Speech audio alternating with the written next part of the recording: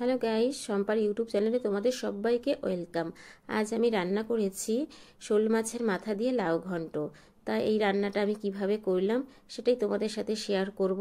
আমার এই রেসিপিটা ভালো লাগলে লাইক কমেন্ট শেয়ার করে আমার সাথে থেকো, আমার পাশে থেকো। আর যারা নতুন বন্ধু তারা আমার চ্যানেলটাকে সাবস্ক্রাইব করে আমার সাথে থেকো, আমার পাশে থেকো। রান্নাটা আমি কিভাবে করলাম আজ সেটাই তোমাদের কাছে শেয়ার করব, দেখতে থাকো। দেখো আমি এখানে একটা গোটা লাউ নিয়েছি, সাথে ধনেপাতা, একটুকুনি আদা আর কাঁচা লঙ্কা, আর এখানে দুটো মাথা নিয়েছি, শোল মাছের মাথা। তো এই শোল মাছের মাথা দিয়ে লাউ ঘন্ট খেয়ে দেখো বন্ধুরা, দারুণ টেস্ট হয়। সেটা তোমরা না খেলে বুঝতে পারবে না। জানি না কতজন করে খেয়েছো, তবে এভাবে করে খেয়ে দেখো, খুব সুন্দর হয় খেতে। লাউটাকে আমি এখন কেটে নিচ্ছি। প্রথমে খোসা ছাড়িয়ে একটা বাটিতে জল নিয়েছি, সেটার মধ্যে আমি ডুবিয়ে রাখবো লাউগুলোকে কেটে কেটে।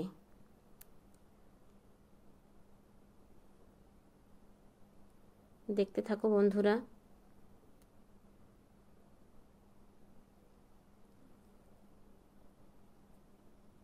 সব লাউয়ের খোসা ছাড়িয়ে আমি বাটির মধ্যে করে চুবিয়ে রাখবো। দেখো সবগুলো কাটা হয়ে গেছে। এবার আমি লাউগুলোকে একদম ঝুরি ঝুরি করে কেটে নেব।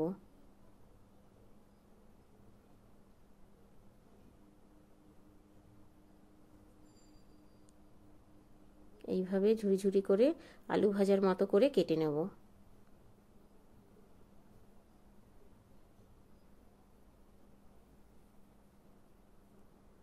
দেখতে পাচ্ছ কিভাবে আমি লাউটাকে কেটেছি।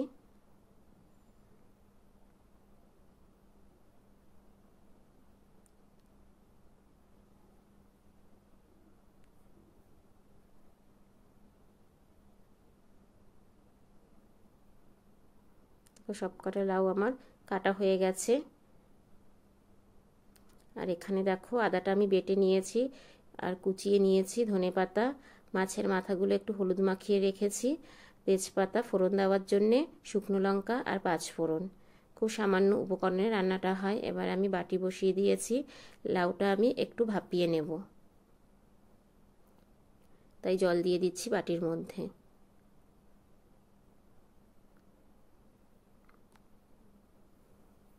লাউগুলোকে আমি দিয়ে দিলাম।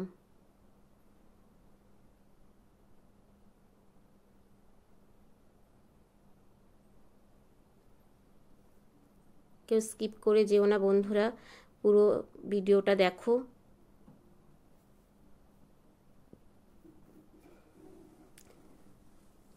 এবার সিদ্ধ করার জন্য আমি একটু ঢেকে দিলাম।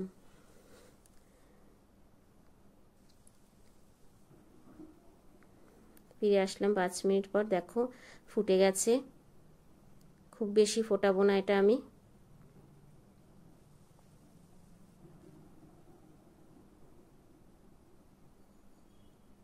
এবার আমি একটা ঝুড়ির সাহায্যে এটা জল ঝরিয়ে নেব।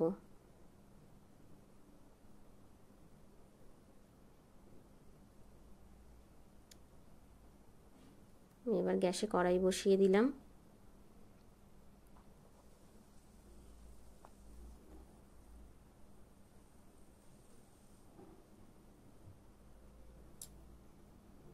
কড়াইতে এবার আমি একটু তেল দিয়ে দেব, পরিমাণ মতনই তেল দেব,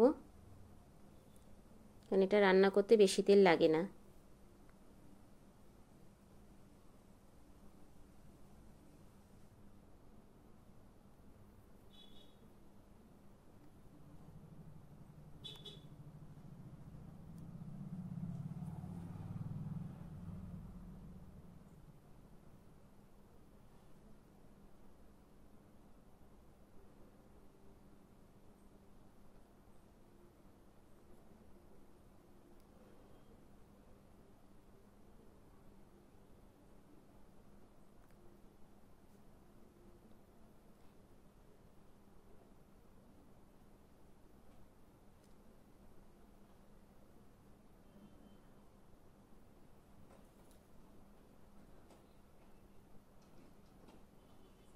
দেখো তেল দিয়ে দিলাম।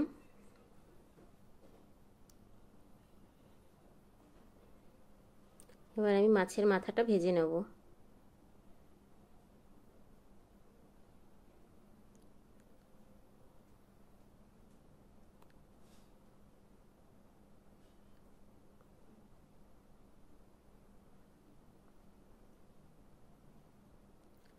তেলটা গরম হয়ে গেছে।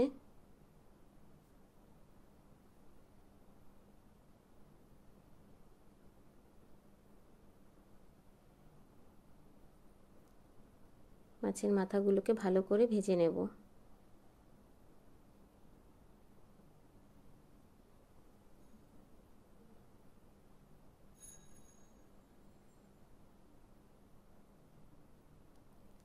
উল্টে পাল্টে মাথাগুলোকে ভালো করে ভেজে নেব। প্লিজ বন্ধুরা ভিডিওটা দেখতে থাকো, কেউ স্কিপ করবে না। মাছের মাথাগুলো ভাজা হয়ে গেছে,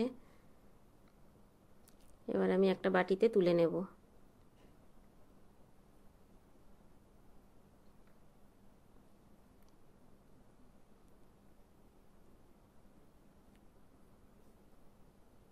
এবার সেই তেলেই আমি ফোড়ন দেব শুকনো লঙ্কা,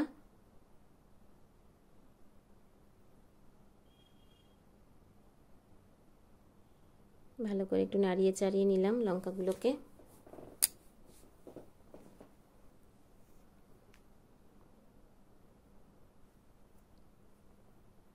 লঙ্কাটা একটু ভাজা ভাজা হয়ে গেলে এবার দিলাম তেজপাতা আর 5 ফোড়ন।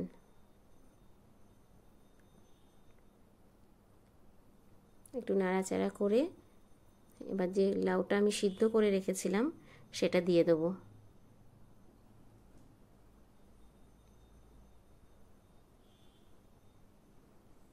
লাউটা যেহেতু গরম, আমি একটা হাতার সাহায্যে আমি লাউটা দিয়ে দিচ্ছি।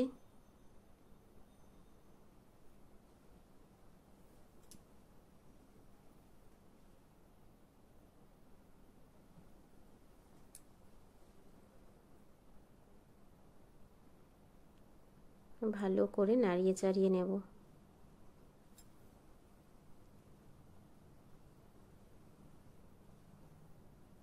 সিদ্ধ করার পর লাউটা কতটা কমে গেছে না বন্ধুরা। লাউ সিদ্ধ করে নিলে একদম কমে যায় আর রান্নাটাও খুব তাড়াতাড়ি হয়ে যায়। লবণ দিয়ে দিলাম,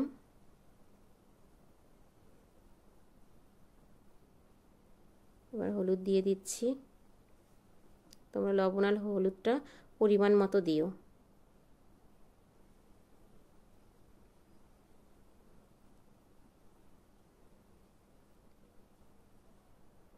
ভালো করে নাড়িয়ে চাড়িয়ে নেব।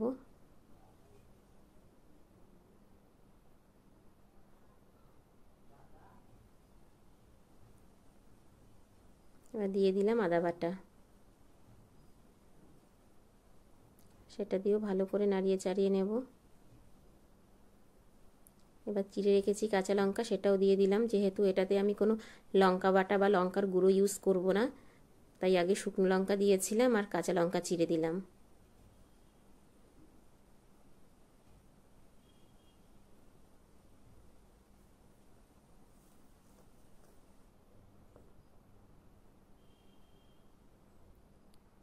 দেখো অনেকটা হয়ে এসছে।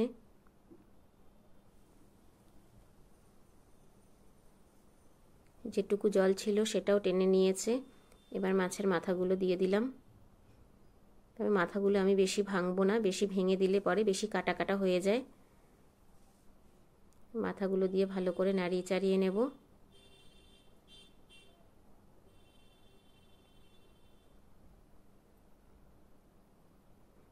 এবার আমি একটু ঢেকে দেব 5 মিনিটের জন্যে। ফিরে আসলাম 5 মিনিট পর। দেখো রান্নাটা আমার হয়ে এসেছে। নিচে লেগে যাচ্ছে মানে তেল বেরিয়ে গেছে। একটা মাথা একটু ভেঙে দেবো আর সব কটা মাথাই গোটা রাখবো।